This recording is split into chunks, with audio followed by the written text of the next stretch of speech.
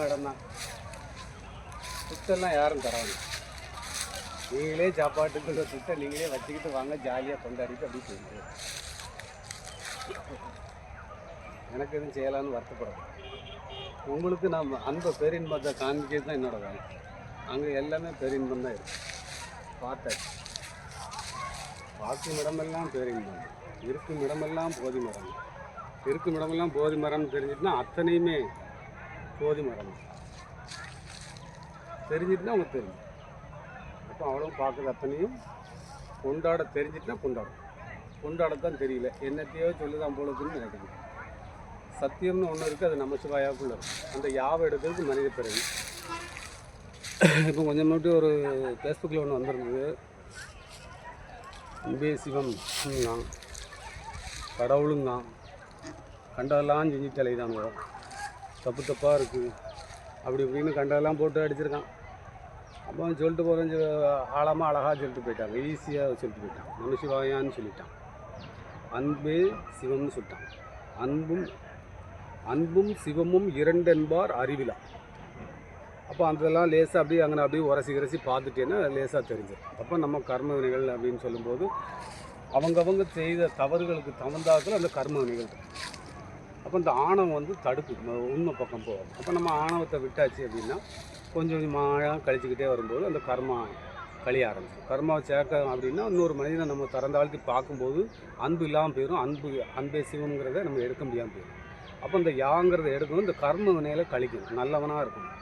வேறு யாருக்கும் துரோகம் பண்ணாமல் நானும் வாழ வந்திருக்கேன், அவரும் வாழ வந்திருக்காரு, ஏற்றத்தாழ்வு பார்க்காம இருந்துகிட்டே இருந்தாலே போதும். நீங்கள் என்னத்தை வேணாலும் வச்சுக்கிடுங்க. இன்னொரு மனிதனை ஏற்றத்தாழ்வு பார்த்தீங்கன்னா படைச்சவனை குறை சொல்லுறதுக்கு சமம். அப்போ அன்பு இருக்கா அப்படின்னா இருக்குது. அப்போ அதில் தான் நம்ம சிவான்னு சொல்லிட்டான், நாம சிவா. அப்போ அது வெளியில் எப்படி இருக்கோ அதே மாதிரி இதுக்குள்ளே இருக்குது. இந்த உடம்பு நிலம், உள்ளே ஓடிக்கிட்டு இருக்க நீர், உள்ளே ஹீட் இருக்கிறது சூடு, அடுத்து இந்த காற்று சுவாசத்தை பார்த்தா தெரியும். இதுதான் டாக்டருக்கும் தெரியும். மற்ற நம்ம வயசானவர்களாக கையை பிடிச்சி பார்த்து ஆமாம் காற்று குறைஞ்சிக்கிட்டு வருது அப்படின்னு சொல்லி கணக்கு முடிஞ்சிடும் அப்படிங்கிறத சொல்லுவாங்க. அதுக்கப்புறம் இந்த விரலில் அந்த 4க்கு அடுத்து இந்த 5வது இருக்குது, அது யா. இந்த யாவை எடுக்கணும். இந்த 4 ஆரோக்கியத்தை இழக்கிறதுக்கு முன்னால் இந்த யாவை எடுக்கணும். எடுத்தாச்சுன்னா இந்த பேரின்பத்தை தெரிஞ்சதுக்கப்புறம் எல்லா இருக்குது. நீங்கள் பார்க்கறது போகிறது வாரதுமே சொர்க்கத்துக்குள்ளே தான், அவ்வளவு இருக்குது, சொர்க்கத்துக்குள்ளே தான் இருக்குது. அது நீங்கள் உங்கள் மனநிலையில் தான் இருக்குது. அந்த மனசை நீங்கள் குழந்தை நிலையை கொண்டு வந்துட்டு அவ்வளவுமே சொர்க்கமாக தெரியும். அப்போ அதை தேடி தான் மனிதன் ஓடிக்கிட்டே இருக்கான் ஒரு பக்கம். இன்னொரு பக்கம் இல்லை இருக்குது, நம்ம அதை பார்க்க வேண்டிய அவசியம் இல்லை. யார்கிட்ட தர்க்கம் வாக்குவாதத்துக்கு போக வேண்டிய அவசியமே இல்லை. யாருக்கு கிடைக்கணும்னு இருக்கோ அவன் வந்துடுவான். ஐயோ நல்லவனாக இருக்கும், கொஞ்சம் கஷ்டம் துன்பம்னா இருக்கும். அது கஷ்டம் துன்பம்னே இல்லை.